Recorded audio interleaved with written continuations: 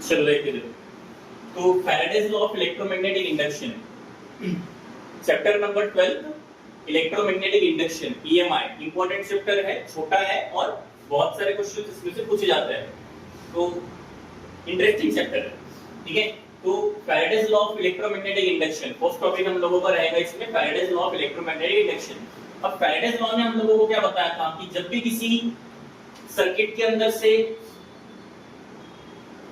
Flux change होगा, जब भी किसी सर्किट के अंदर से फ्लक्स चेंज होगा तो वो चेंज इन फ्लक्स हम लोगों को ईएमएफ प्रोड्यूस करके देगा। ठीक है, तो सेम हम लोगों को फैराडेज ने फर्स्ट एंड सेकंड लॉ में बताया था। तो फर्स्ट एंड सेकंड लॉ में हम लोगों को फैराडेज ने क्या बताया, तो फर्स्ट लॉ क्या बोलता है उसका, whenever there is a change in magnetic flux, कि जब किसी सर्किट के अंदर मैग्नेटिक फ्लक्स चेंज होगा, तो यहां पे हम लोग ले लेते हैं whenever there is change in magnetic flux, ये हम लोगों का फर्स्ट लॉ। ठीक है, change in magnetic flux that is d phi, so whenever there is change in magnetic flux in a closed circuit and induced EMF is produced in the circuit, मतलब कि उस circuit के अंदर क्या हो रहा है, EMF प्रोड्यूस हो रहा है। क्या हो रहा है, EMF प्रोड्यूस हो रहा है। सपोज ये एक सर्किट है हम लोगों के पास, इस सर्किट के अंदर कंटिन्यूअसली करंट चेंज होगा और ये चेंज इन करंट की वजह से हम लोगों को यहाँ पे चेंज इन मैग्नेटिक फ्लक्स देखने के लिए मिलेगा। ये चेंज इन मैग्नेटिक फ्लक्स इस कॉइल के अंदर, इस सर्किट के अंदर ईएमएफ प्रोड्यूस करके देगा। कौन बोल रहा है, ये फर्स्ट लॉ। ठीक है, ये कौन बोल रहा है, फर्स्ट लॉ बोल रहा है। अब सेम हम लोग देखते हैं सेकंड लॉ क्या बोलता है, दोनों नियर अबाउट सेम है, 90% हम लोग ये सेम दिखेगा। तो सेकंड लॉ क्या बोलता है, the magnitude of induced EMF produced in the circuit is directly proportional to rate of change of magnetic flux. The magnitude of induced EMF, तो सेकंड लॉ क्या है हम लोगों का, the magnitude of induced EMF मतलब EMF। ठीक है, तो EMF is directly proportional to rate of change of magnetic flux, directly proportional to rate of change of magnetic flux, that is d phi by dt। तो ये हो जाएगा हम लोगों का सेकंड लॉ। अब मुझे एक बात बताओ, फर्स्ट लॉ और सेकंड लॉ में फर्क क्या है? कुछ भी फर्क नहीं है, यहाँ पे हम लोग d phi by dt ले सकते हैं। फर्स्ट लॉ हम लोगों को क्या बोलता है, the change in magnetic flux in the circuit is directly proportional to EMF produced in the circuit, and same हम लोगों को सेकंड लॉ भी बोलता है, the EMF produced in the circuit or change in EMF magnitude of EMF is directly proportional to rate of change of magnetic flux। दोनों में same है, but इसी को हम लोग थोड़ा सा मॉडिफाई करके लिखते हैं सेकंड लॉ। तो EMF की जगह पे हम लोग लिखेंगे E is directly proportional to d phi by dt होगा, और प्रोपोर्शनलिटी की जगह पे हम लोग क्या लेते हैं, इक्वल्स टू के साथ कांस्टेंट, तो ये हो जाएगा E equals to d phi by dt के d phi by dt। अब ये इक्वेशन को अगर हम लोग फर्स्ट लॉ से कंपेयर करते हैं, ये E equals to k d phi by dt, ये इक्वेशन को अगर हम लोग फर्स्ट लॉ से कंपेयर करते हैं तो हम लोगों को यहाँ पे एक चेंज होते हुए दिखेगा। वो चेंज क्या रहेगा, E equals to minus k d phi by dt, ये चेंज हम लोगों को यहाँ पे मिलेगा। अब माइनस क्यों आया, क्योंकि ये फर्स्ट लॉ हम लोगों को डायरेक्शन के बारे में बताता है। क्या बताता है फर्स्ट लॉ हम लोगों को, डायरेक्शन के बारे में, कि induced EMF and change in magnetic flux, तो ये दोनों का डायरेक्शन क्या रहेगा इसके बारे में बताता है, इसलिए हम लोगों ने यहाँ पे नेगेटिव साइन लिया है। अब k मतलब क्या होता है, where k is constant and k का वैल्यू होता है 1। ठीक है, तो यहाँ पे इक्वेशन बनेगा E equals to minus d phi by dt।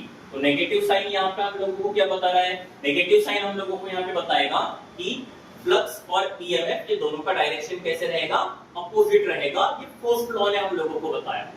ठीक है, अब इसका एसआई यूनिट देख लेते हैं। तो एसआई यूनिट क्या होता है, इक्वेशन लिख लो पहले, E इक्वल्स टू क्या है, d phi by dt। इसको मैग्नीट्यूड में लिखने का यूनिट निकालते टाइम, क्योंकि नेगेटिव साइन हम लोग यूनिट में कंसीडर नहीं करते हैं। तो E equals to d phi by dt, तो फाई मतलब मैग्नेटिक फ्लक्स का यूनिट होता है वेबर, और वेबर को हम लोग W से डिनोट करते हैं, एंड टाइम होता है सेकंड। ठीक है, तो ईएमएफ का जो ऐसा यूनिट रहेगा वो रहेगा वोल्ट। एंड इक्वेशन बनेगा 1 volt equals to 1 weber upon 1 second. ठीक है, तो ईएमएफ का ऐसा यूनिट क्या रहेगा, volt and weber per second, दोनों हम लोग इसका ऐसा यूनिट लिख सकते हैं, वेबर पर सेकेंड भी लिख सकते हैं एंड वोल्ट भी लिख सकते हैं। तो ये हो गया हम लोगों का first law, Faraday's law of electromagnetic induction. Now हम लोग स्टार्ट करेंगे लेंज लॉ। दोनों का जो कंसेप्ट है नियर अबाउट सेम है, Faraday's law and Lenz law. Faraday's law के ऊपर ही लेंज लॉ डिपेंड करेगा। अब लेंज लॉ क्या है, तो लेंज लॉ हम लोगों को बोलता है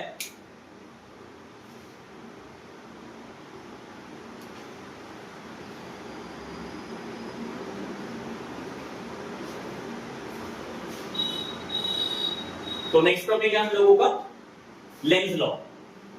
दोनों इंटरकनेक्टेड है, तो लेंज लॉ हम लोगों को क्या बोलता है। अब लेंज लॉ अगर हम लोगों को पढ़ना है तो उसके लिए हम लोगों को फैराडेज लॉ पढ़ना इंपॉर्टेंट होगा, इसलिए हम लोगों ने पहले फैराडेज लॉ लिया है। ठीक है, फैराडेज लॉ ये इक्वेशन, ये क्वेश्चन जो है ये 2 या 3 मार्क के लिए पूछेंगे। पूरा लिखना है, फर्स्ट लॉ सेकंड लॉ, ये पूरा डेरिवेशन हम लोगों को लिखना है एंड इसका यूनिट भी हम लोगों को निकाल के रखना है।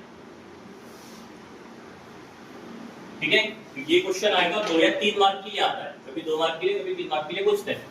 उसके बाद है लेंज लॉ। लेंज लॉ 1 या 2 मार्क के लिए पूछता है, स्टेटमेंट लिखना पड़ता है। तो लेंज लॉ क्या होता है, तो लेंज लॉ में हम लोगों को क्या बोला है कि जब किसी सर्किट में, ये सपोज एक सर्किट हम लोगों ने लिए, एक सोलेनॉइड हम लोगों ने यहाँ पे बनाया, जब किसी सर्किट में करंट फ्लो होगा और इस कॉइल से जब करंट फ्लो होगा तो इस कॉइल से करंट फ्लो होने के बाद यहाँ पे हम लोगों को क्या मिलेगा, मैग्नेटिक फील्ड लाइंस प्रोड्यूस होते हुए मिलेगी।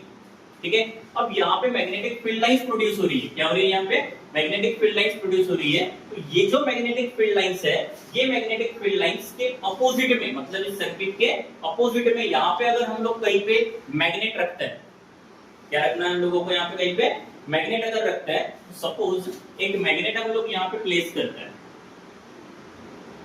एक मैग्नेट हम लोगों ने यहाँ पे प्लेस किया, इसका नॉर्थ पोल यहाँ पे रहेगा और साउथ पोल यहाँ पे रहेगा। ठीक है, अब क्या होगा कि इसके अंदर से, इस कॉइल के अंदर से तो करंट फ्लो हो रहा है, कंटिन्यूअसली करंट चेंज हो रहा है, इस चेंजिंग करंट की वजह से हम लोगों को यहाँ पे मैग्नेटिक फील्ड मिल रहा है, मैग्नेटिक फील्ड लाइंस मिल रही है। तो ये जो मैग्नेटिक फील्ड लाइंस है, इस मैग्नेटिक फील्ड लाइंस के अपोजिट में जब हम लोग कोई मैग्नेट या फिर कॉइल रखते हैं, तो ये मैग्नेट क्या करेगा, इस मैग्नेट को हम लोग थोड़ा सा और पास में लाते हैं। तो जब हम लोग इस मैग्नेट को और पास में लाएंगे तो ये मैग्नेटिक फील्ड लाइंस जो है, ये मैग्नेटिक फील्ड लाइंस इस मैग्नेट के कांटेक्ट में आएगी, और मैग्नेटिक फील्ड लाइंस जैसे ही मैग्नेट के कांटेक्ट में आएगी तो ये मैग्नेटिक फील्ड लाइंस और ये मैग्नेट मिलकर क्या करेंगे, यहाँ पे जो नॉर्थ पोल है इसके अपोजिट में एक सेम पोल जनरेट करेगी। मतलब यहाँ पे नॉर्थ पोल है तो यहाँ पे भी नॉर्थ पोल जनरेट करेगी, और जब इस तरीके से कॉइल के पास, इस सर्किट के पास हम लोगों को नॉर्थ पोल जनरेट होते हुए दिखेगा, तो ये नॉर्थ पोल मतलब सेम पोल, तो सेम पोल जनरेट होते हुए दिखेगा। तो सेम पोल क्या करते हैं, अपोज ईच अदर, मतलब कि यहाँ पे हम लोगों को ये मैग्नेट थोड़ा सा दूर जाते हुए दिखेगा। ठीक है, तो यही हम लोगों को लेंज लॉ में बताया गया है। ठीक है, इसी में आपको एक क्वेश्चन आता है, explain how the magnet motion create a magnetic dipole in the coil. मतलब कि इस मैग्नेट के वजह से इस कॉइल के पास हम लोगों को मैग्नेटिक डाइपोल देखने के लिए मिलेगा। तो वो कैसे देखने के लिए मिलेगा, ये हम लोगों को यहाँ पे एक्सप्लेन करना है।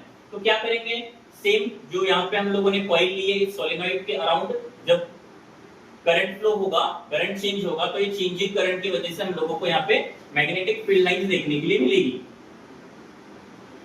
Magnetic field lines. अब ये चेंजिंग मैग्नेटिक फील्ड लाइंस इस मैग्नेट से पास होगी, तो ये मैग्नेट क्या करेगा, इस मैग्नेट से जब ये changing magnetic field lines pass होगी, तो ये मैग्नेट क्या करेगा, ये मैग्नेट इसके अपोजिट में, इस कॉइल के पास, इस मैग्नेट के अपोजिट साइड में इस कॉइल के पास एक सेम पोल जनरेट करेगा। सपोज अगर यहाँ पे नॉर्थ पोल है तो इसके अपोजिट भी सेम पोल जनरेट होता है, एंड सेम पोल जनरेट होने के बाद यहाँ पे हम लोगों को मैग्नेटिक डाइपोल देखने के लिए मिलेगा, मैग्नेटिक डाइपोल हम लोगों को यहाँ पे देखने के लिए मिलेगा। तो ये हम लोग यहाँ पे इजीली लिख सकते हैं, 1 या 2 मार्क के लिए क्वेश्चन ये आता है। ठीक है, ये हो गया हम लोगों का लेंज लॉ।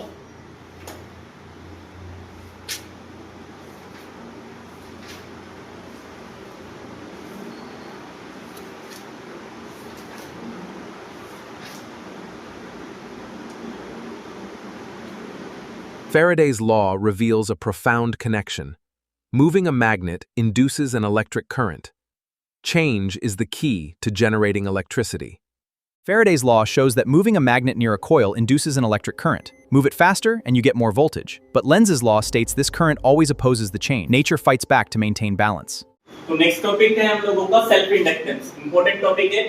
दो टॉपिक हम लोग और लेंगे, self inductance and mutual inductance. दोनों इंटरकनेक्टेड रहेंगे. तो सेल्फ इंडक्टेंस क्या है? सेल्फ इंडक्टेंस मीन जब किसी सर्किट के अंदर, जैसे सपोज हम लोगों के पास एक सर्किट है,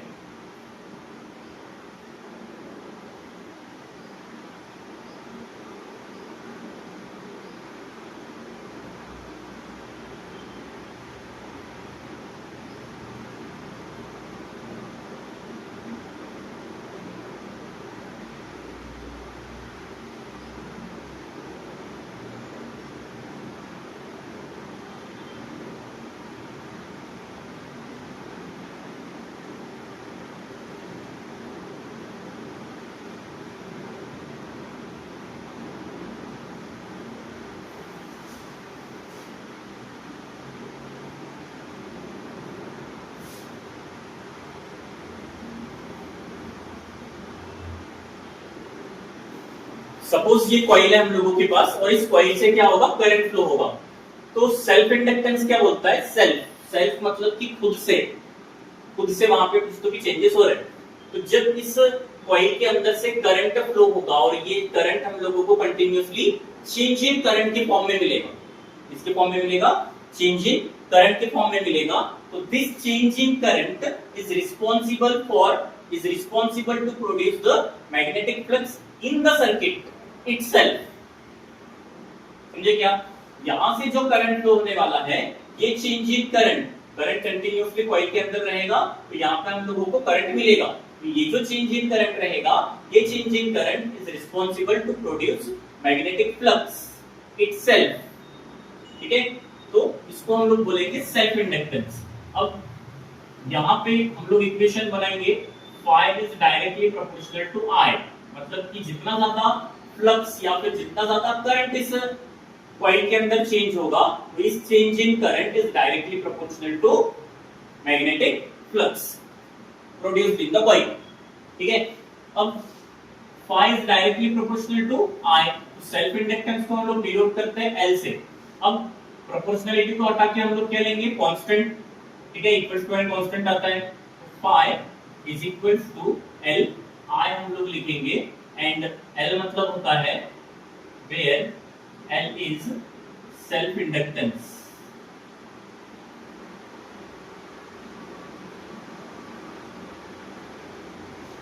और coefficient of self inductance.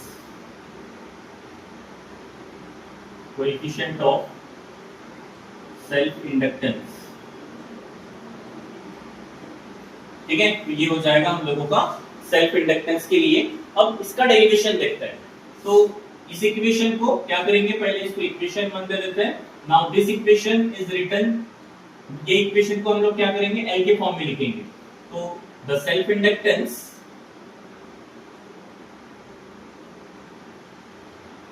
Is given as, क्या हो जाएगा? L equals to phi upon I. ये हम लोगों का इक्वेशन बनेगा सेल्फ इंडक्टेंस के लिए. नाउ इसी इक्वेशन को हम लोग लिखेंगे फ्लक्स लिंकेज के लिए. Therefore the flux linkage for n number of coils, n turns. ठीक है? फ्लक्स लिंकेज हम लोग निकालेंगे किसके लिए? n नंबर ऑफ कॉइल्स के लिए. तो n नंबर ऑफ टर्न्स के लिए फ्लक्स लिंकेज किस तरीके से? सेम इक्वेशन रहेगा, सिर्फ ये phi को n से मल्टीप्लाई करना. तो n phi is directly proportional to I. Flux linkage होता है n phi. ध्यान में रखना, फ्लक्स लिंकेज क्या होता है? n into phi मतलब फ्लक्स लिंकेज होता है. तो सेम ये करना है, n phi is equals to L I. अब इसको अगर हम लोग L के फॉर्म में लिखते हैं तो इक्वेशन बनेगा L equals to n phi upon I. ये हम लोगों का दूसरा इक्वेशन बनेगा. इसको देते हैं equation 2. Now using Faraday's law, now using Faraday's law, तो Faraday's law क्या है? E equals to minus d phi by dt, ये हम लोगों का Faraday's law है, ठीक है। तो phi की जगह पे उसका वैल्यू पुटअप करता है, एक बार ये वाला वैल्यू पुटअप करेंगे, एक बार ये वाला वैल्यू पुटअप करेंगे। तो फ्रॉम इक्वेशन 1 and 3, इसको इक्वेशन दे देते हैं, फ्रॉम इक्वेशन 1 and 3 तो E equals to minus d by dt of phi का वैल्यू कितना है? Li, तो यहाँ पे लिखेंगे हम लोग Li, ठीक है। L कांस्टेंट है तो कांस्टेंट को बाहर ले लो, E equals to minus L di by dt हम लोगों को इक्वेशन मिलेगा, ठीक है। तो ये हो जाएगा हम लोगों का EMF के लिए इक्वेशन सेल्फ इंडक्टेंस के लिए। Therefore the self inductance is given by, self inductance क्या हो जाएगा? L equals to minus E di by dt, dt को ऊपर भेज देते हैं, ये इक्वेशन हम लोगों का सेल्फ इंडक्टेंस का रहेगा, ठीक है, L के फॉर्म में। ये dt को हम लोग ऊपर भेज सकते हैं, तो L equals to हो जाएगा minus E into dt upon di, ये भी इक्वेशन हम लोगों का सेल्फ इंडक्टेंस का रहेगा, ठीक है। तो ये इक्वेशन हम लोगों को मिलेगा। अब मैग्नीट्यूड में अगर लिखना है तो ये इक्वेशन पॉजिटिव में हम लोग लिख सकते हैं। नाउ इसका SI यूनिट निकालते हैं, SI unit of self inductance,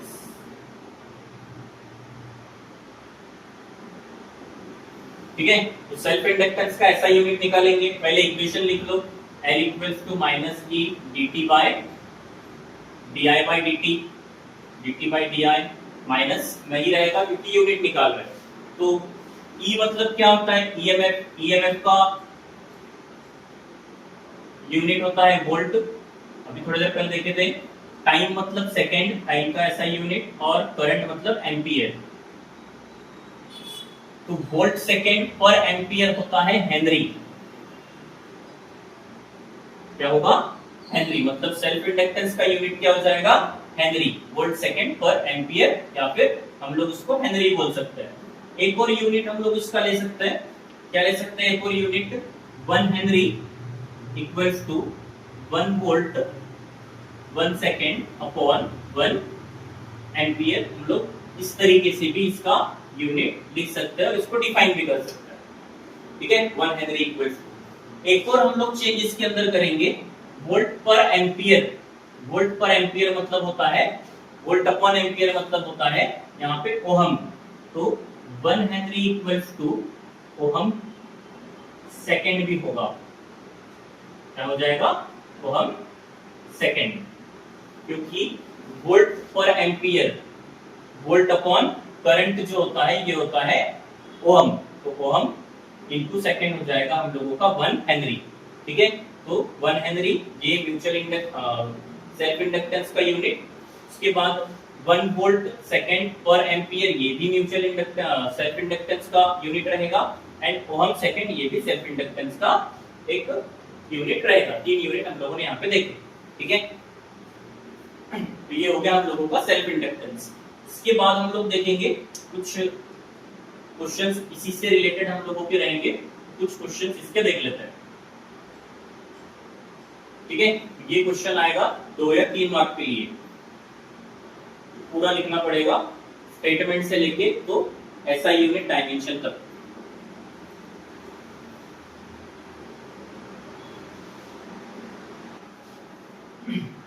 चलो देखो नेक्स्ट क्वेश्चन हम लोगों का है,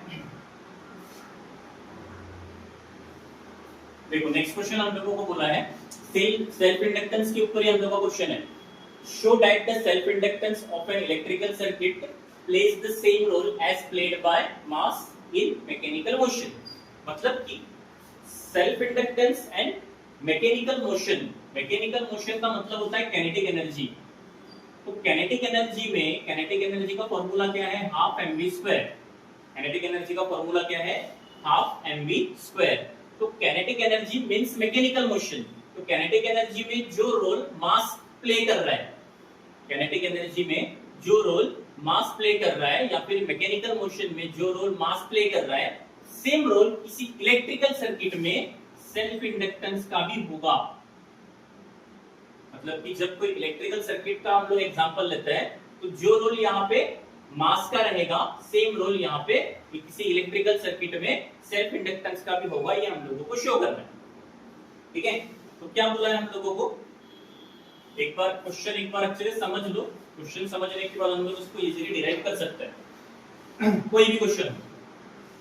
ठीक है, अब क्या बोला है हम लोगों को, जब किसी सर्किट के अंदर करंट इंक्रीज होता है तो वहां पे हम लोगों को इंड्यूस्ड ईएमएफ मिलता है, मतलब कि इंड्यूस्ड ईएमएफ प्रोड्यूस होते हुए मिलता है, जो कि करंट और ईएमएफ दोनों ऑपोजिट डायरेक्शन में होता है। तो जब करंट चेंज हो रहा है, इंड्यूस्ड ईएमएफ हम लोगों को मिल रहा है, तो उस सर्किट में हम लोगों को वर्क डन होते हुए मिलता है। जैसे सपोज इस सर्किट में अगर करंट चेंज होगा कंटिन्यूअसली, जब इसके अंदर करंट फ्लो होगा और ये चेंजिंग करंट हम लोगों को यहाँ पे मिलेगा, तो ये चेंजिंग करंट की वजह से हम लोगों को क्या मिलने वाला है, ईएमएफ प्रोड्यूस होते हुए मिलता है। अब यहाँ पे ईएमएफ करंट है, ईएमएफ है, तो करंट और ईएमएफ जब यहाँ पे है, दोनों अपोजिट डायरेक्शन में एक्ट कर रहे हैं, तो यहाँ पे हम लोगों को वर्क डन भी मिलेगा। ठीक है, तो यहाँ पे क्या मिलेगा, वर्क डन मिलेगा, जो कि करंट और ईएमएफ की वजह से हम लोगों को यहाँ पे वर्क डन मिलने वाला है। तो वर्क डन हम लोग क्या लेंगे, वर्क डन हम लोग लेंगे ईएमएफ की वजह से, तो work done in time dt, तो work done in time dt is given by, तो वर्क डन का फॉर्मूला क्या हो जाएगा, dw equals to ei dt, work done का formula dw equals to ei dt, ये हम लोगों का वर्क डन का फॉर्मूला होगा। अब ये फॉर्मूला आया कहां से, तो पावर का फॉर्मूला है हम लोगों के पास, पावर इक्वल्स टू होता है वर्क अपॉन टाइम, और इसको हम लोग लिखेंगे वर्क के फॉर्म में, तो वर्क इक्वल्स टू होता है power into time, work equals to क्या होता है, पावर इनटू टाइम। तो यहाँ पे पावर, पावर का फॉर्मूला क्या रहेगा हम लोगों का, पावर का फॉर्मूला क्या रहेगा, potential difference into current, power का formula potential difference into current into time, that is VIT, and W equals to potential difference का यूनिट भी वोल्ट होता है और ईएमएफ का यूनिट भी वोल्ट होता है। इस वजह से हम लोगों ने यहाँ पे पोटेंशियल डिफरेंस को ईएमएफ से ये किया है, कंपेयर किया है एंड रिप्लेस भी किया है। तो E I और ये dt, इस तरीके से हम लोगों का वर्क डन का इक्वेशन आएगा। ठीक है, तो dw equals to E I dt, ये इक्वेशन हम लोगों को मिलेगा। ठीक है, अब यहाँ पे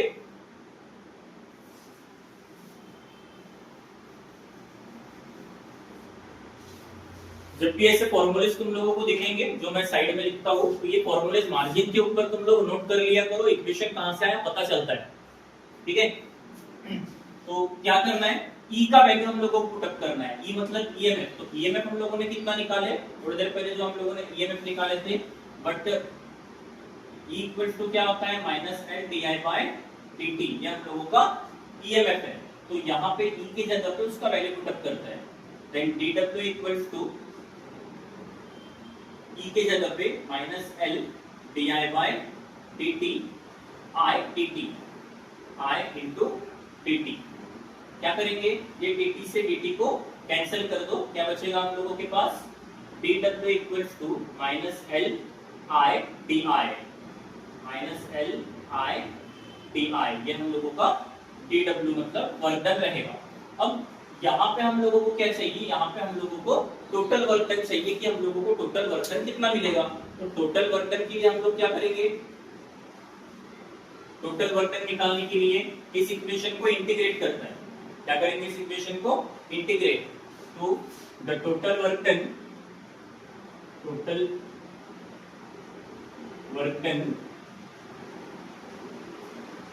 obtained by integrating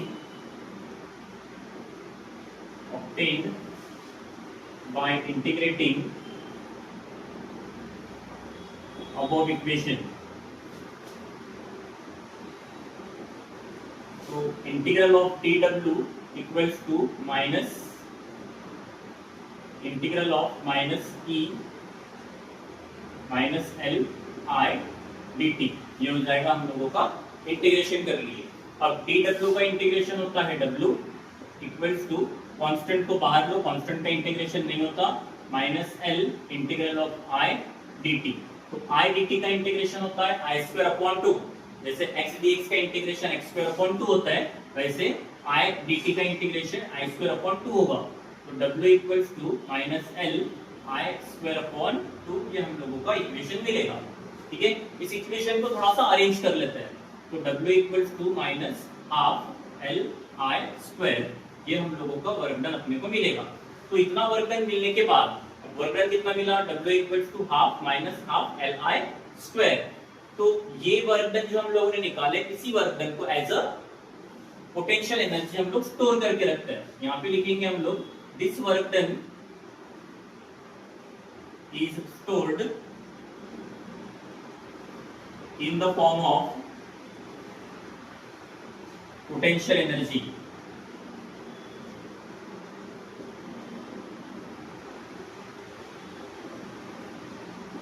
ठीक है, तो इक्वेशन हम लोग लिखेंगे u equals to minus half L I square. अब ये हो गया हम लोगों का इलेक्ट्रिकल सर्किट का equation.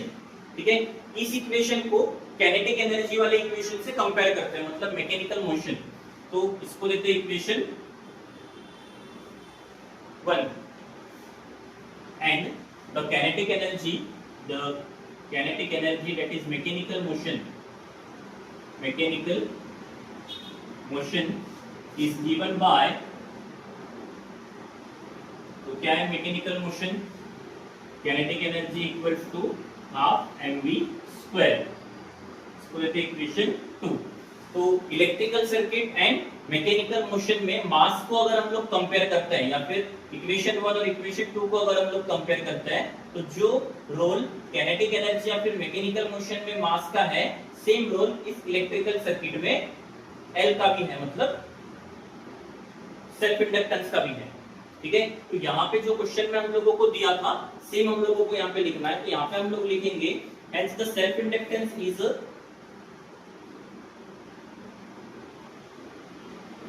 it can be found at the self inductance of the electrical circuit। यहाँ पे हम लोग लिखेंगे it can be found at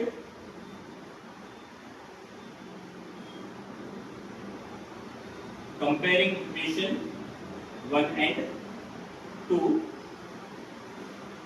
it can be found that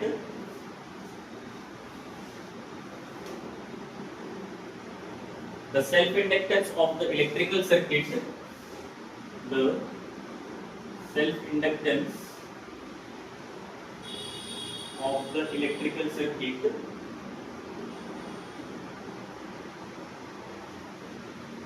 plays the same role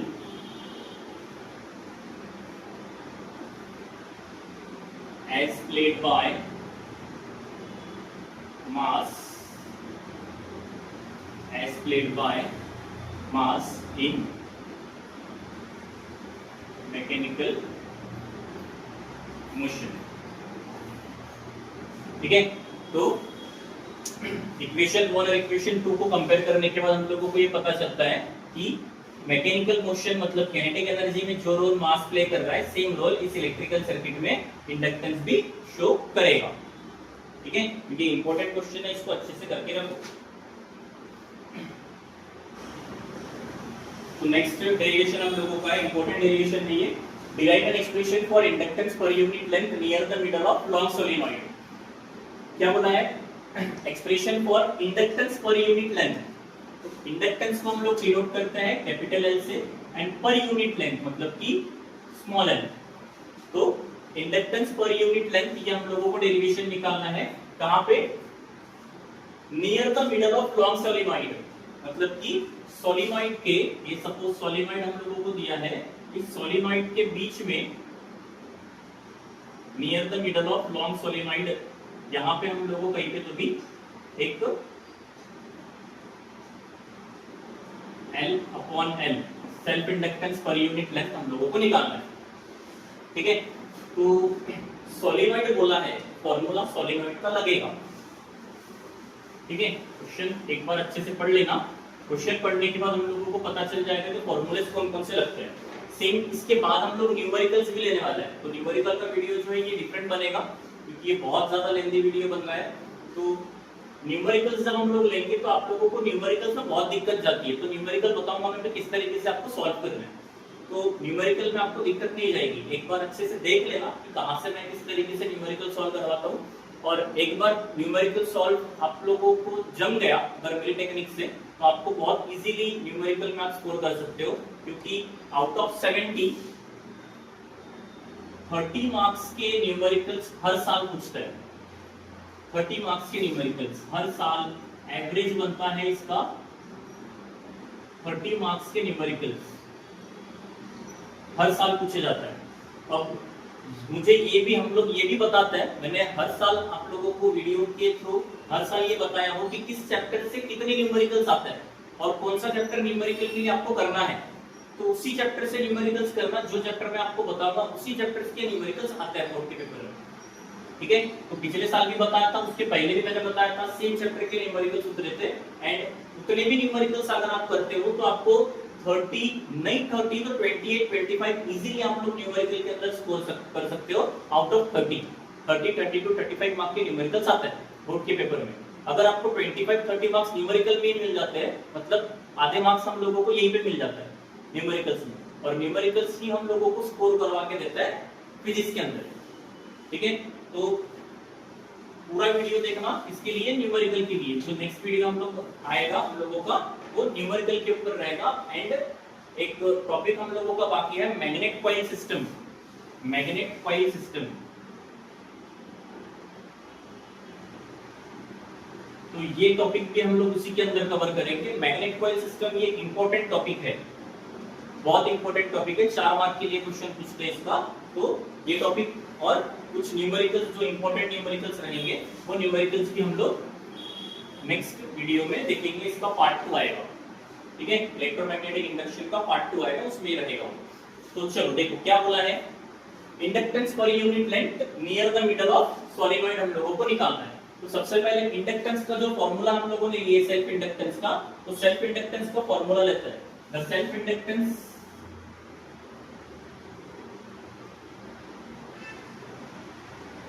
per unit length, sorry, self inductance of a solenoid।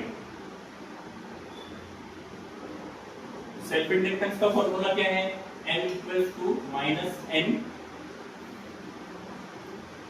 phi upon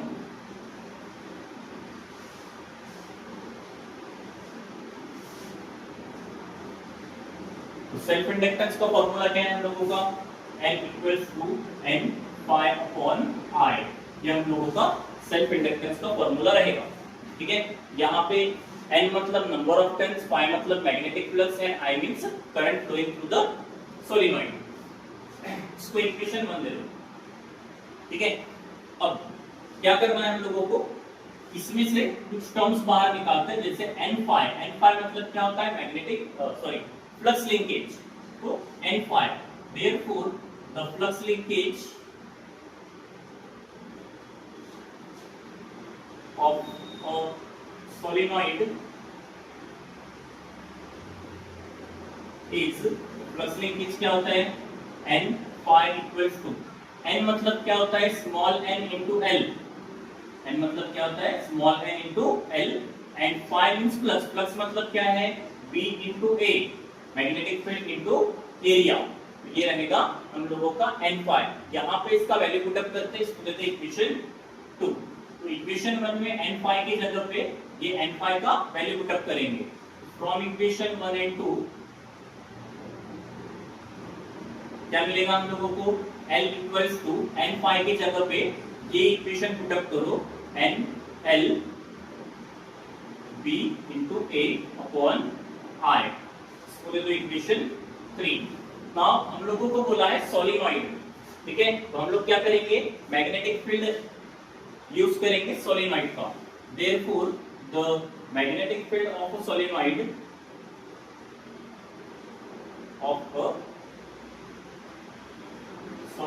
तो magnetic field क्या हो जाएगा solenoid का, B equals to mu naught N I, ये magnetic field हो जाएगा।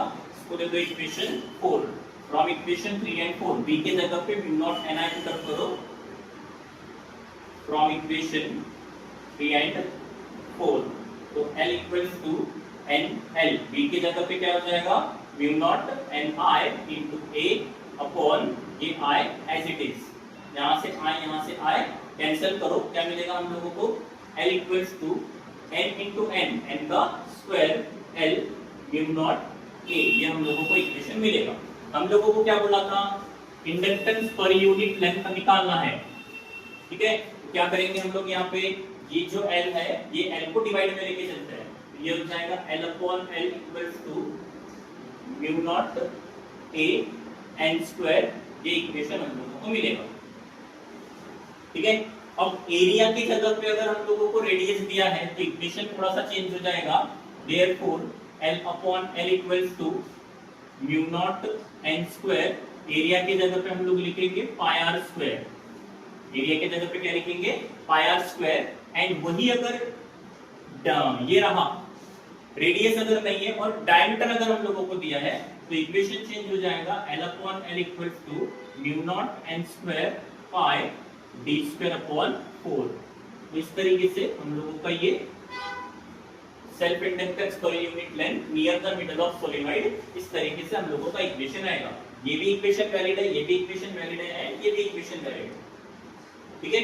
तो ये इंपॉर्टेंट क्वेश्चन रहेगा, 2 और 3 मार्क के लिए क्वेश्चन पूछते हैं।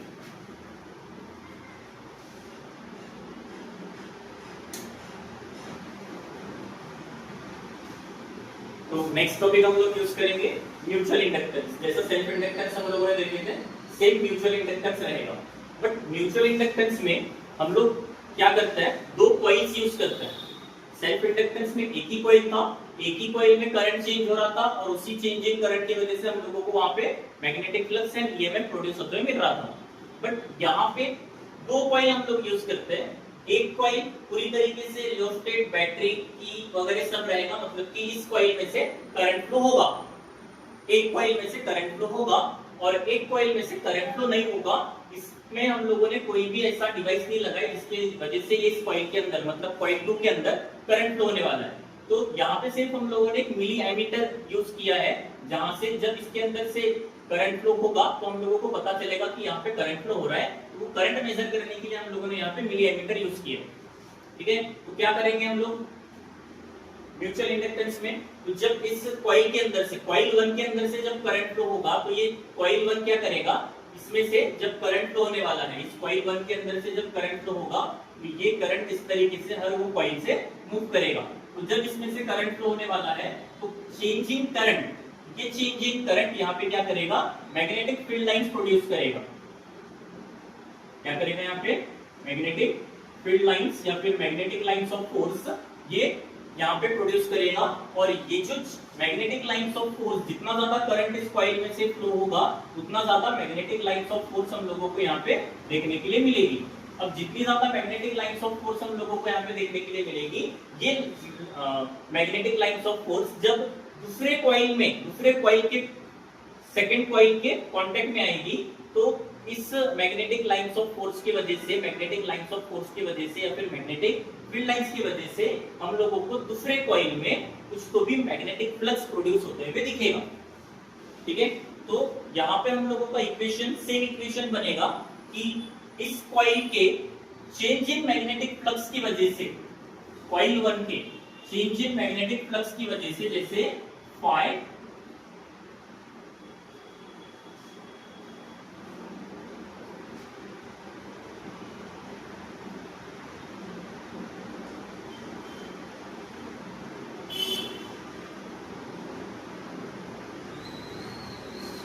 जैसे कॉइल 2 के वजह से, कॉइल 2 में जो मैग्नेटिक फ्लक्स चेंज होगा तो ये चेंज इन मैग्नेटिक फ्लक्स हम लोगों को कॉइल 1 में जो मैग्नेटिक फ्लक्स चेंज होगा तो ये चेंज इन मैग्नेटिक फ्लक्स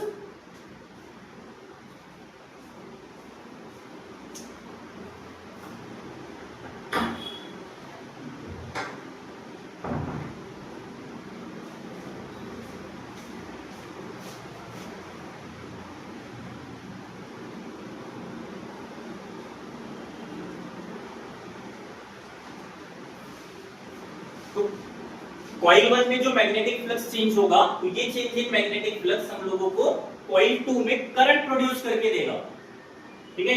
तो जो कॉइल 1 में हम लोगों को मैग्नेटिक फ्लक्स चेंज होते हुए मिलेगा, तो हम लोग कैसे लिखेंगे इसको, the change in magnetic flux in coil 1, तो ये हो जाएगा change in magnetic flux is directly proportional to current produced in coil 2। हम लोग इसको इस तरीके से लिख सकते हैं, ठीक है। अब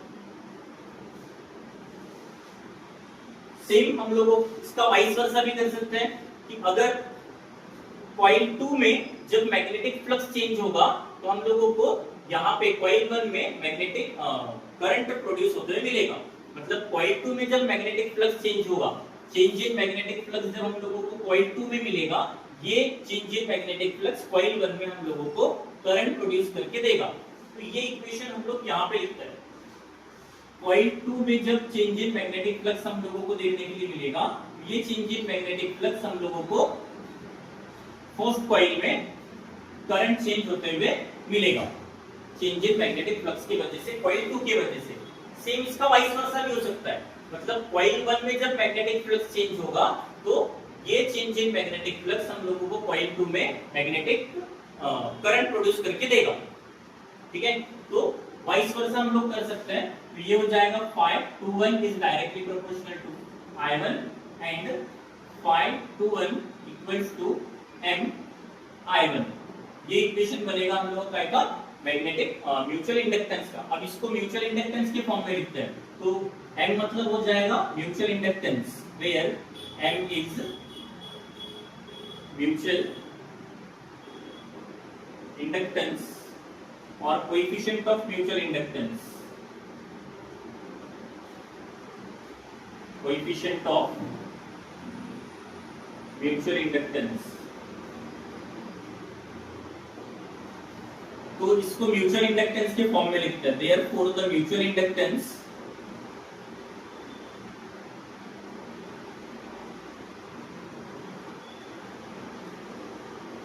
ऑफ अ कॉइल, तो म्यूचुअल इंडक्टेंस क्या हो जाएगा, M equals to phi 2 1 upon I1, ठीक है।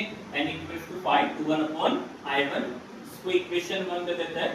नाउ यही इक्वेशन हम लोग निकालेंगे इसका वाइस वर्सा करके, ठीक है। तो इसका वाइस वर्सा करके जब इक्वेशन हम लोग निकालेंगे, पहले इसका इंड्यूस्ड ईएमएफ वगैरह निकाल लेते हैं।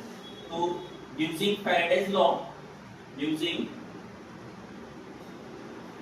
फैराडेज लॉ क्या हो जाएगा, E equals to minus D phi by dt होता है। तो phi 2 1 हम लोगों के पास है, तो इसको phi 2 1 लेते हैं, ये हो जाएगा E21, ठीक है।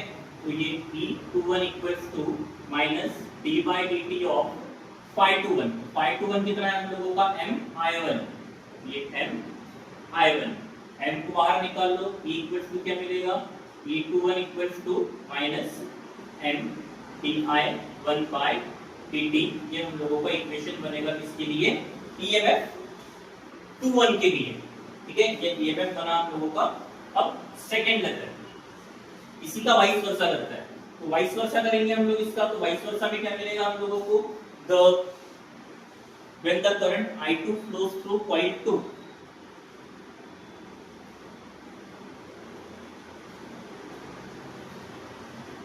ठीक है। तो इसको हम लोग लिखेंगे M21, एक इक्वेशन हो जाएगा हम लोगों का M21, म्यूचुअल इंडक्टेंस हम लोगों को 2 1 के फॉर्म में मिलेगा। जितना जो फ्लक्स मिलेगा सेम म्यूचुअल इंडक्टेंस भी मिलेगा। अब क्या लेंगे, सेकंड इक्वेशन के लिए सेकंड इक्वेशन निकालते हैं, जो कि इक्वेशन हम लोगों का सेम रहेगा। When the current I2 flows through the coil 2, when the current I2 flows through the coil, when the current I2 flows through the coil 2, the magnetic flux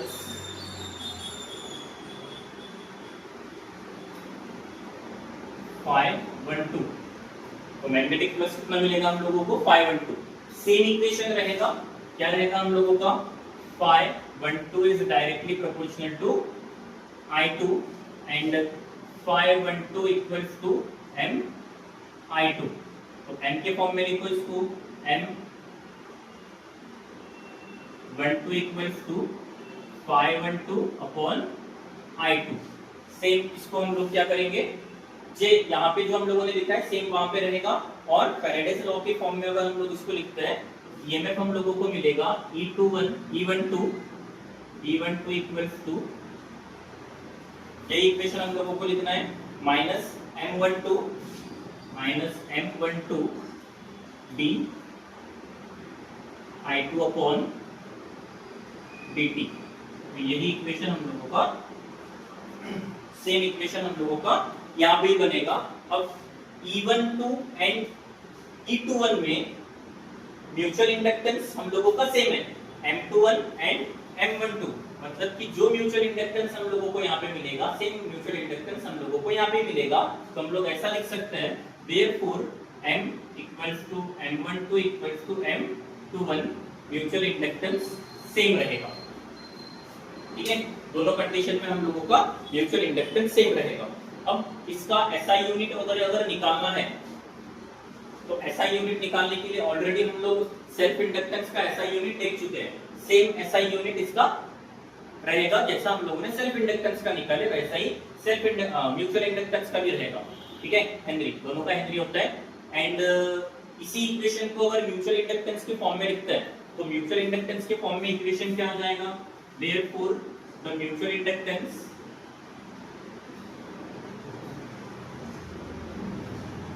क्या हो जाएगा, mutual inductance M equals to, ये equation को M के form में लिखो, E upon di by dt। तो dt को ऊपर लेके जाओ, M इक्वल्स टू क्या हो जाएगा, E into dt upon di। ये इक्वेशन हो जाएगा हम लोगों का म्यूचुअल इंडक्टेंस का। अगर हम लोगों को पूछा है म्यूचुअल इंडक्टेंस के बारे में तो हम लोगों को ये इक्वेशन लिख के इसका डेफिनेशन लिखना पड़ेगा म्यूचुअल इंडक्टेंस के लिए। ठीक है, एंड एसआई यूनिट हम लोग इसको ऑलरेडी निकाल चुके हैं हेनरी, तो वही से हम लोग self inductance and mutual inductance का जो एसआई यूनिट है वो हेनरी ही रहेगा। एसआई यूनिट क्या रहेगा, हेनरी। इसको हम लोग कैपिटल H से डिनोट करते हैं। सेम सेल्फ इंडक्टेंस का और म्यूचुअल इंडक्टेंस का सेम रहेगा। ठीक है, नेक्स्ट वीडियो में हम लोग इसके कुछ और टॉपिक्स लेंगे, जैसे मैग्नेट कॉइल सिस्टम जो मैं तुम लोगों को बताया वो एक टॉपिक आएगा, एंड इंपॉर्टेंट न्यूमेरिकल्स जो कि बोर्ड में अभी तक के पूछे हैं। ठीक है, और किसी को अगर न्यूमेरिकल्स में प्रॉब्लम होती है या कोई भी टॉपिक में अगर आप लोगों को प्रॉब्लम होती है तो मुझे मैसेज करके या फिर मेरा नंबर, मेरे प्रोफाइल में मेरा नंबर है, वहां पे जाके मेरा नंबर लो और वहां पे मुझे मैसेज कीजिए या फिर कमेंट करो। जो भी आप लोगों को टॉपिक हार्ड लगता है या फिर कोई न्यूमेरिकल्स अगर नहीं समझ रहे, इवन वो नीट का हो, जेई का हो या 11th या 12th का हो, तो भी आप मुझे बताइए, मैं आप लोगों को सॉल्व करके दूंगा। ठीक है, तो नेक्स्ट वीडियो के लिए ये वीडियो देखना आप लोगों का इंपॉर्टेंट रहेगा। ये वीडियो के बाद आप लोगों को नेक्स्ट वीडियो 2-3 दिन में मिलेगा।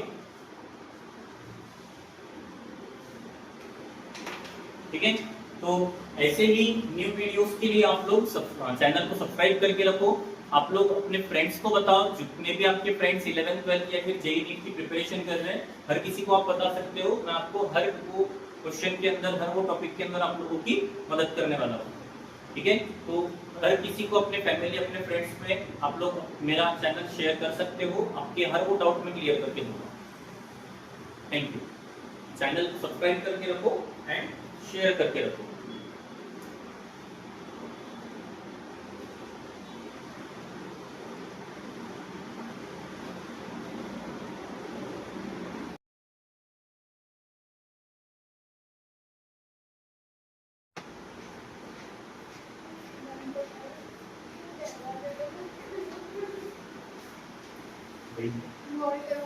मोहित भाई दरवाजा लगा दे, तो कल पूरा लर्न करके आना, और कल 11 बजे आना बेटा। ओए हाँ, देखो ट्रांसफार्मर क्या होता है। सबसे पहले ट्रांसफार्मर क्या होता है ये देख लेते हैं। ट्रांसफार्मर क्या करता है, जो तुम लोगों ने जो दो खंभे के बीच में ऐसा एक मेटल का बॉक्सा देखे होंगे, नहीं देखे? रोड पे चलते चलते कभी कभी दो खंभे रहते हैं ऐसे, और उसके बीच में एक मेटल का बक्सा रहता है।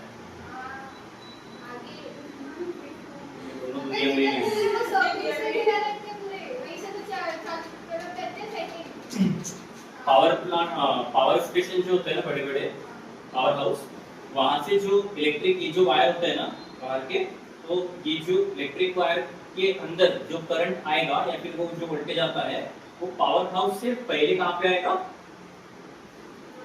उस ट्रांसफार्मर में, और ट्रांसफार्मर फिर उसको कन्वर्ट करके हमारे घर पे भेजता है। ठीक है, तो वहां से जो करंट आता है वो कौन सा आता है, वहां से जो करंट आएगा वो डीसी करंट आता है।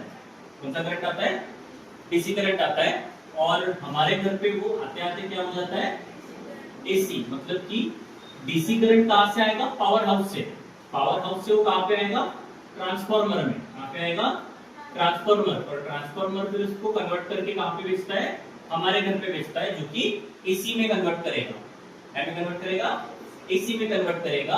तो हमारे घर पे जो करंट आता है वो कौन सा आता है, अल्टरनेटिंग करंट आता है। कौन सा करंट आएगा, अल्टरनेटिंग करंट। और पावर हाउस से जो करंट निकलता है कौन सा होता है, डायरेक्ट करंट होता है। ठीक है, अब ये जो कन्वर्जन हम लोगों को मिला यहाँ पे, ये कन्वर्जन मतलब क्या हुआ, एक हाई वोल्टेज करंट को लो वोल्टेज करंट में कन्वर्ट करने का काम ट्रांसफार्मर ने किया है। क्या काम किया है, हाई वोल्टेज करंट को लो वोल्टेज करंट में कन्वर्ट करने का काम किया है किसने, ट्रांसफार्मर में। डेफिनेशन देखो क्या बोला है हम लोगों को, transformer is an electrical device which converts low alternating voltage at high current and high alternating voltage at low current, मतलब वाइस वर्सा भी करता है। अब वाइस वर्सा का एग्जांपल कौन सा हो जाएगा, अपन जो घर पे चार्जर यूज करते हैं, चार्जर का जो अडाप्टर होता है ना, वो अडाप्टर डीसी सोर्स का होता है। देखना अभी घर जाएंगे ना, अडाप्टर का ये देखना स्पेसिफिकेशन, उसमें तुम लोगों को डीसी वोल्टेज लिख के आएगा, डीसी सोर्स या फिर डीसी वोल्टेज लिख के आएगा। डीसी सोर्स होता है जहां पर, मतलब कि ये जो चार्जर हम लोग यूज कर रहे हैं, चार्जर का जो अडाप्टर हम लोग आज यूज करते हैं, ये कौन से वोल्टेज सोर्स का होता है, डीसी सोर्स का होता है। बट हमारे घर में जो करंट आता है वो कौन सा होता है, एसी का होता है। ठीक है, मतलब हम लोग जो ज्यादा 220 वोल्ट 220 टू 240 वोल्ट का जो हम लोग करंट घर पे यूज करते हैं, पोटेंशियल जो हम लोग यूज करते हैं, वो कितने का होता है, एसी वोल्ट का होता है, एसी सोर्स का होता है, एसी करंट होता है वो। एंड जो चार्जर हम लोग छोटा सा यूज करते हैं, जो कि 2-3 एम्पियर का होता है ना, 2-3 एम्पियर का होता है, एंड 50 हर्ट्ज का होता है। अभी थोड़ा सा हर्ट्ज बढ़ते जा रहा है, फ्रीक्वेंसी भी बढ़ती जा रही है, बट नॉर्मली 50 हर्ट्ज का होता है, सॉरी 60 हर्ट्ज का होता है, 50 या 60 हर्ट्ज का ही होता है।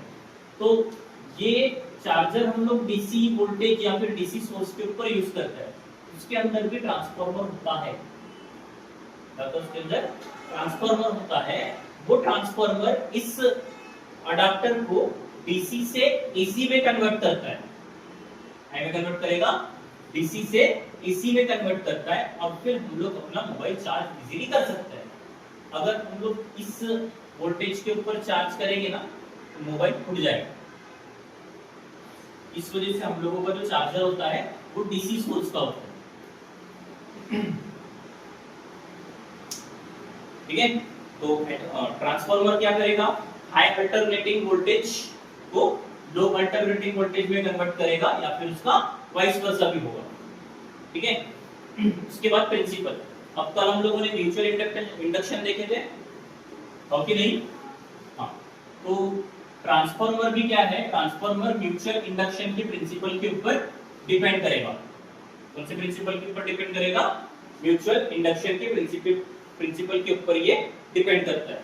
अब it works on the principle of mutual induction whenever the magnetic flux, मतलब कि ये प्राइमरी कॉइल होती है, ये सेकेंडरी कॉइल है, प्राइमरी वाइंडिंग सेकेंडरी वाइंडिंग, और ये एक सॉफ्ट आयरन कोर को इस तरीके से वाउंड किया हुआ होता है, और नीचे इसी के थोड़ा सा दूसरे पार्ट में यहाँ पे प्राइमरी कॉइल, सेकेंडरी कॉइल, और ये बीच में एक आयरन कोर होता है, मतलब आयरन का एक कोर होगा, एक रॉड जैसा होगा। क्या होगा, यहाँ पे हम लोगों ने इनपुट सोर्स दिया है जो कि एसी वोल्टेज रहेगा। ये सिंबल एसी का है, इसका है एसी सोर्स का सिंबल है। तो यहाँ से जब करंट फ्लो होगा, तो ये जो कॉइल रहेगी प्राइमरी कॉइल, ये प्राइमरी कॉइल के अंदर क्या होगा, करंट कंटिन्यूअसली चेंज होगा। प्राइमरी कॉइल में क्या होगा, करंट कंटिन्यूअसली चेंज होगा। तो ये जो चेंज इन करंट हम लोगों को यहाँ पे मिलेगा, ये चेंज इन करंट हम लोगों को मैग्नेटिक फ्लक्स प्रोड्यूस करके देगा। क्या प्रोड्यूस करके देगा, मैग्नेटिक फ्लक्स प्रोड्यूस करके देगा।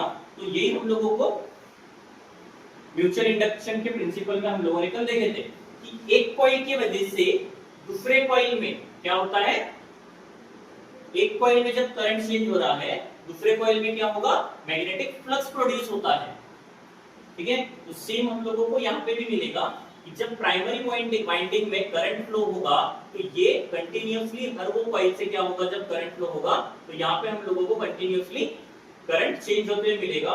तो ये जो चेंजिंग करंट है, ये चेंजिंग करंट की वजह से हम लोगों को इस सेकेंडरी वाइंडिंग या फिर सेकेंडरी कॉइल में मैग्नेटिक फ्लक्स चेंज होते हुए मिलेगा। क्या चेंज होते हुए मिलेगा, मैग्नेटिक फ्लक्स चेंज होते हुए मिलेगा। तो यही हम लोगों का प्रिंसिपल ऑफ म्यूचुअल इंडक्शन रहेगा। whenever the magnetic flux linked with the coil changes and induced EMF is induced in the neighboring coil। मतलब कि इस कॉइल के अंदर, प्राइमरी कॉइल के अंदर अगर करंट चेंज होता है या फिर मैग्नेटिक फ्लक्स चेंज होता है तो magnetic flux of primary coil, तो यहाँ पे हम लोग लेते हैं suppose magnetic flux of primary coil is directly proportional to EMF generated in secondary coil। ऐसा हम लोग इसको लिख सकते हैं। ठीक है, तो इक्वेशंस हम लोगों के कुछ इसी तरीके से बनेंगे। तो इक्वेशन थोड़े बाद में लिखते हैं। ठीक है, तो इक्वेशन हम लोगों का ये थोड़ा सा बाद में लिखते हैं। अब इसका कंस्ट्रक्शन, तो कंस्ट्रक्शन में हम लोगों को क्या क्या दिया है, हम लोगों ने क्या किए, एक ट्रांसफार्मर क्या करता है, तो transformer two sets of coils के पास है जहां पे हम लोगों ने प्राइमरी एंड सेकेंडरी कॉइल लिए हैं। दो सेट है हम लोगों के पास कॉइल के, प्राइमरी एंड सेकेंडरी कॉइल। और इस प्राइमरी एंड सेकेंडरी कॉइल को हम लोगों ने क्या किया है, एक सॉफ्ट आयरन कोर पे इस तरीके से बॉन्ड किया है।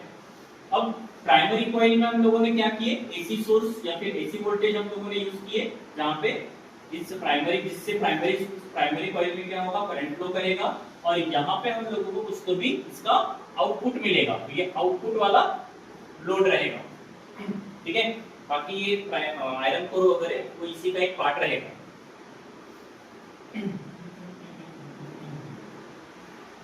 ठीक है, इसके बाद है वर्किंग। अब वर्किंग में क्या है, सेम जो हम लोगों ने इसके पहले भी देखे हैं म्यूचुअल इंडक्शन में। तो वर्किंग में हम लोग क्या बोलेंगे, जब एसी सोर्स स्टार्ट होगा और एसी सोर्स स्टार्ट होने के बाद इस प्राइमरी कॉइल में करंट फ्लो होगा, कंटिन्यूअसली करंट फ्लो होगा, करंट चेंज होगा और करंट चेंज होने की वजह से हम लोगों को यहाँ पे क्या मिलेगा, चेंज इन करंट। वो चेंज इन करंट हम लोगों को यहाँ पे मैग्नेटिक फ्लक्स प्रोवाइड करेगा। क्या प्रोवाइड करेगा, मैग्नेटिक फ्लक्स। जितना ज्यादा मैग्नेटिक फ्लक्स यहाँ पे चेंज होगा उतना ज्यादा ईएमएफ हम लोगों को सेकेंडरी कॉइल में, प्राइमरी कॉइल का जितना ज्यादा मैग्नेटिक फ्लक्स चेंज होगा उतना ज्यादा ईएमएफ हम लोगों को सेकेंडरी कॉइल में जनरेट होते हुए मिलेगा।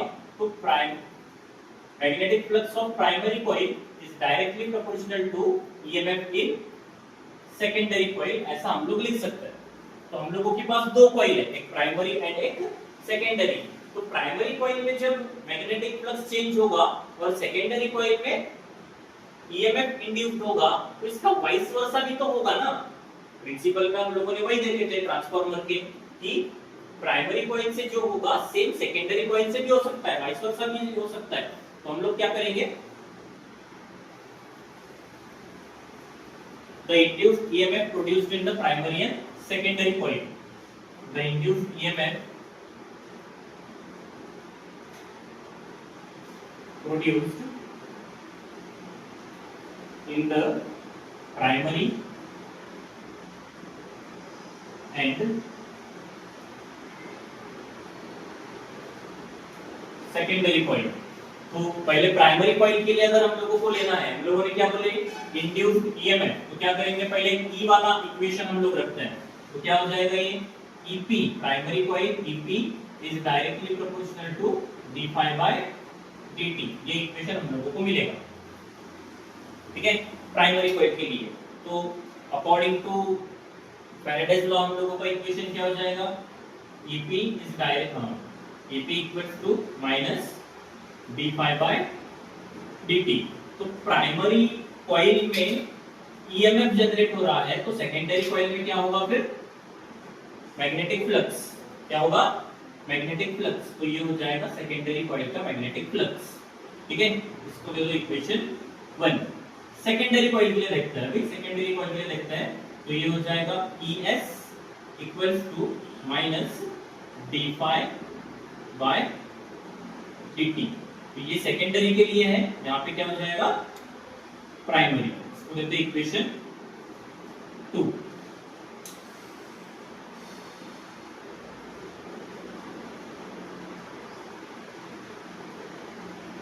मेरे को इतनी गर्मी लग रही है, चालू है, तो देख चालू है ना।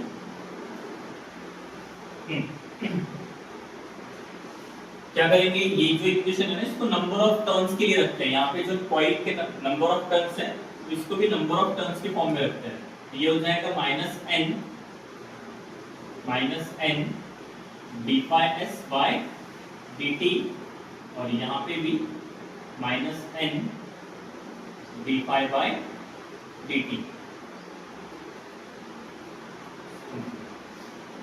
यहाँ पे जो नंबर ऑफ कॉइल रहेगा, नंबर ऑफ टर्न्स जो रहेगा, ये रहेगा सेकेंडरी के लिए और ये रहेगा प्राइमरी के लिए। इसको लेते हैं इक्वेशन 1, इसको लेते हैं इक्वेशन 2।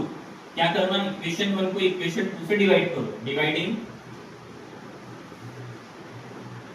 Equation 1 by equation 2।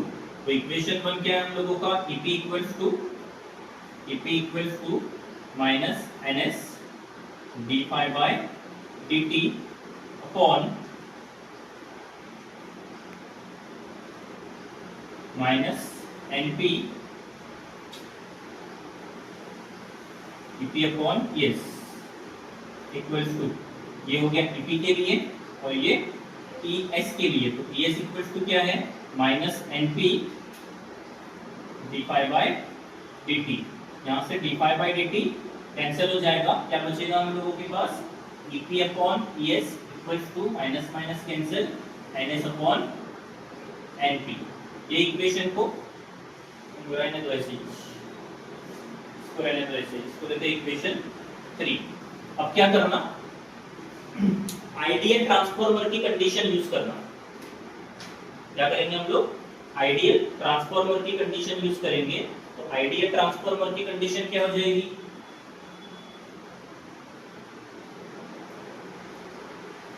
अलग क्यों लग रहा है इसमें,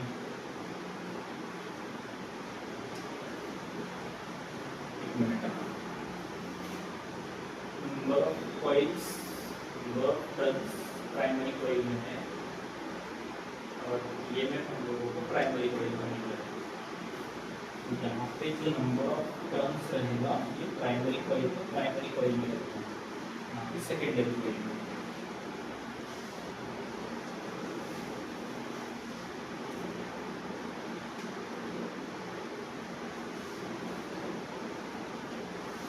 प्राइमरी कॉइल में जो ईएमएफ जनरेट होगा तो उसका जो नंबर ऑफ टर्न्स होगा ये भी प्राइमरी कॉइल में रहेगा एंड सेकेंडरी ईएमएफ का सेकेंडरी नंबर ऑफ टर्न्स रहेंगे। अब इक्वेशन 1 और 2 को डिवाइड किए तो हम लोगों को पास बचेगा EP upon ES equals to, यहाँ पे d phi by dt cancel, minus minus cancel, क्या बचेगा NP अपॉन NS हम लोगों के पास बचेगा। इसको देते हैं equation 3। Now using ideal condition of ideal transformer, for an ideal transformer ideal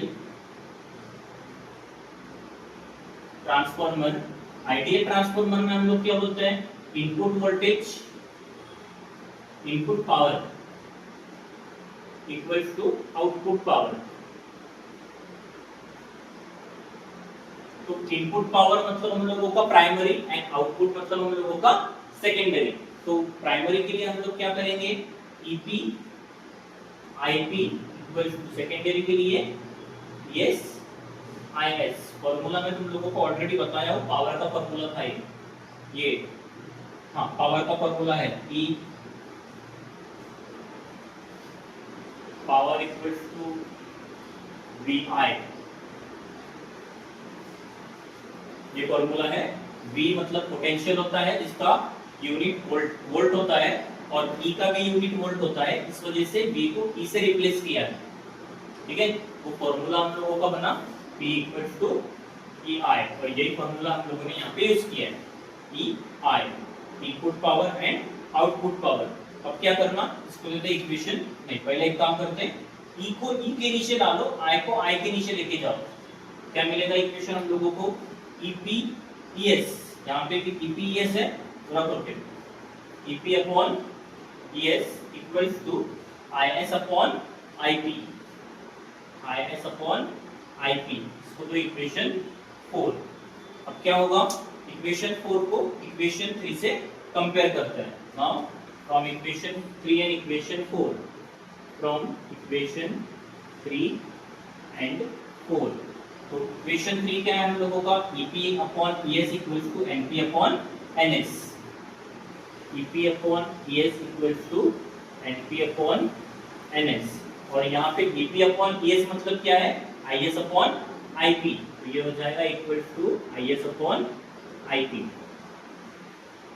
ठीक है, this is the equation for transformer ratio, इसी को हम लोग ट्रांसफॉर्मर रेशियो का इक्वेशन बोलते हैं।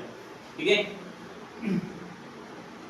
एक और चीज तुम लोगों को है, NS अपॉन NP जो हम लोगों ने यहाँ पे लिया है, ये जो NS अपॉन NP रहेगा फ्रॉम इक्वेशन 3,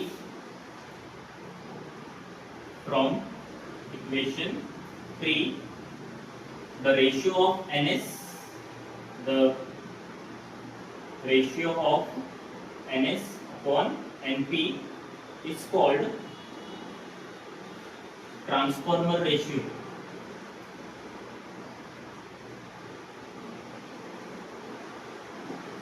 क्या बोलेंगे हम लोग इसको, ट्रांसफॉर्मर रेशियो। ठीक है, इसके बाद है दो केसेस तुम लोगों को दिए हैं, step up and step down transformer की, तो अपन एक काम करते हैं, इसी के अंदर step up step down transformer तुम लोगों को बता देता हूं, अलग से करने की जरूरत नहीं है, इसी में शॉर्ट में बता देता हूं। Step up and step down,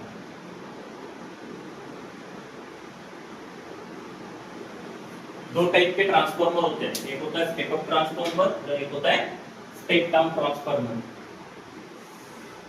तो step up transformer and step down transformer difference क्या है, पहला हम लोग क्या बोलता है, step up transformer NS is greater than NP, NS is greater than NP, इसका मतलब क्या हो जाएगा, number of turns in secondary coil is greater than number of turns in primary coil. इसको इसी तरीके से करो, ये ज्यादा इजी है, पूरा सेंटेंस वगैरह मत करते बैठो, पहले से सेकंड स्टेप अप के ले लेते हैं। उसके बाद है ES is greater than EP, ये क्या हो जाएगा, the EMF produced in secondary coil is greater than EMF produced in primary coil।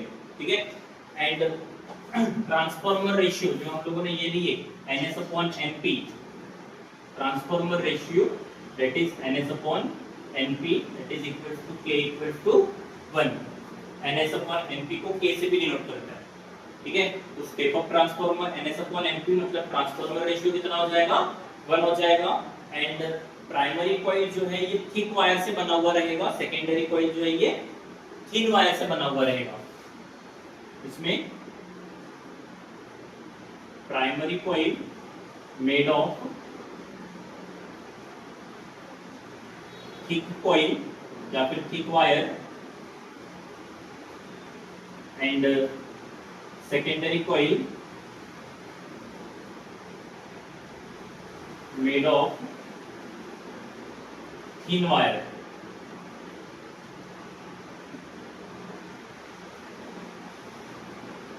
ठीक है, इसी को वहां पे उल्टा लिखना, तो उधर क्या हो जाएगा हम लोगों का, NP is greater than NS, EP is greater than ES, NS upon NP जो है ये हो जाएगा लेस देन 1। ठीक है, स्टेप डाउन में ये हो जाएगा less than 1, secondary coil thick wire का बना हुआ होगा उधर, एंड यहाँ पे प्राइमरी कॉइल थिन वायर का बना हुआ उधर। लिखो क्या, ये हो जाएगा NP is greater than NS, second EP is greater than ES, यहाँ पे NS/MP, NS/MP मतलब transformer ratio is less than 1, ठीक है, एक से कम रहेगा। एंड इसको भी तुम लोग उल्टा करोगे, इसको भी उल्टा करना। प्राइमरी कॉइल मेड ऑफ, यहाँ पे थिक वायर से बना हुआ है प्राइमरी कॉइल, तो यहाँ पे सेकेंडरी कॉइल करना। Secondary coil made of thick wire, और इधर secondary coil made of thin wire है, तो यहाँ पे प्राइमरी कॉइल करना। Primary coil made of thin wire, ठीक है।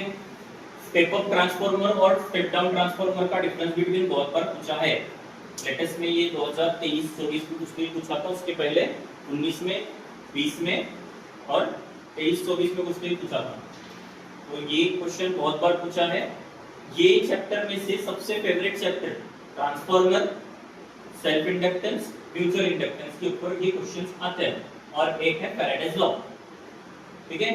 ये बोर्ड वाले के फेवरेट क्वेश्चंस है, तो ये अच्छे से करके रखना, ठीक है। पहले लिखो